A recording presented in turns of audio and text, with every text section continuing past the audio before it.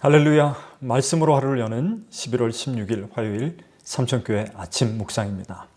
오늘 말씀은 사사기 21장 25절 말씀입니다.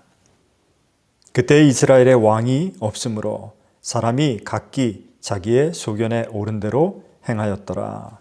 아멘. 어제 아침을 끝으로 우리 새벽기도회에서 사사기 묵상을 마쳤습니다.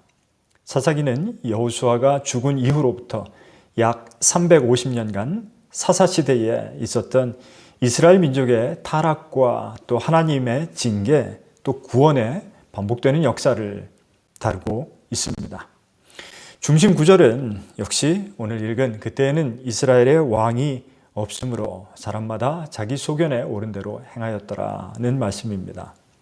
사사기는 지도자가 없는 이스라엘 혹은 지도자가 있었어도 그를 따르지 않고 자기 소견에 오른 대로 행한 이스라엘 백성이 어떤 어려움을 겪게 되는지를 우리에게 보여주고 있습니다. 이스라엘 백성은 하나님의 축복이 예견된 족속이었습니다. 믿음으로 순종하면 축복이 보장된 것입니다. 그러나 그들이 왜 어려움을 겪었습니까? 톰 소여의 모험, 여러분 아실 겁니다.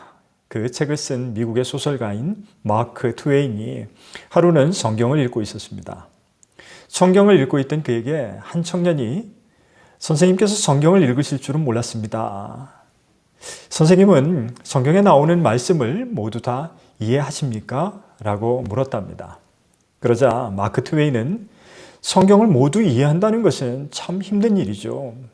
그러나 내가 정말 마음 아픈 것은 이해할 수 없는 말씀 때문이 아니고 알고 있는 말씀조차 삶에서 적용하지 못하고 살아간다는 것입니다. 라고 말했습니다. 자, 오늘 전체적인 사사기의 내용을 한번 돌아봅니다. 1장은 가나안을 들어간 이스라엘이 가나안 백성을 완전히 쫓아내지 못한 이유가 나옵니다. 아니, 쫓아내지 않고 타협하며 살았음을 보여줍니다. 2장에서는 그 결과로 가나안 사람들이 섬기던 그 우상을 따라 섬기는 결과가 초래되었음을 설명하고 있습니다. 그리고 3장부터 16장까지는 이 우상을 받아들이는 이스라엘 백성이 하나님의 심판으로 말미암아 주변 국가들로부터 당하는 침범과 압박을 기록하고 있습니다. 그리고 하나님께 도움을 구할 때 하나님이 지도자, 즉 사사를 보내주셔서 도와주시는 것이죠. 그 후에 다시 이스라엘 백성의 불순종, 타락의 반복입니다. 그리고 마지막 21장에 오게 되면 그 시대를 상징하는 대표적인 불순종의 두 가지 예화를 설명함으로 끝을 맺고 있습니다. 사사기의 큰 특징은 평화로운 시대와 또 불순종으로 타락하고 그리고 하나님의 심판을 거쳐서 회개하고 다시 평화로운 시대의 이 사이클을 반복하고 있는 것입니다. 여호수아가 죽은 후에 하나님의 기적을 직접 체험하지 못한 세대가 지도자가 없어서 방황하면서 자기의 소견대로 행하게 된 것. 하나님은 하나님의 기적을 체험하지 못한 그 세대에게 그들이 스스로 이제는 싸워서 물리치며 정복해야 할 국가들을 남겨두신 것입니다. 그리고 이들이 그들의 조상들처럼 하나님을 온전히 의지함으로 그 땅을 정복해 나가기를 바라셨던 것입니다. 이스라엘은 이 하나님의 시험에서 반복된 실패를 거듭하고 맙니다. 실패를 통해서 괴로웠던 그들은 하나님께 부르짖고 그들의 잘못을 회개할 때마다 하나님은 새로운 사사를 그들에게 세워주셔서 그들이 살아있는 동안 평화를 누리게 되었다는 것이죠. 사사기에 기록된 이 이스라엘의 범죄와 불순종은 오늘날 우리의 신앙 형태와도 많이 닮아 있습니다.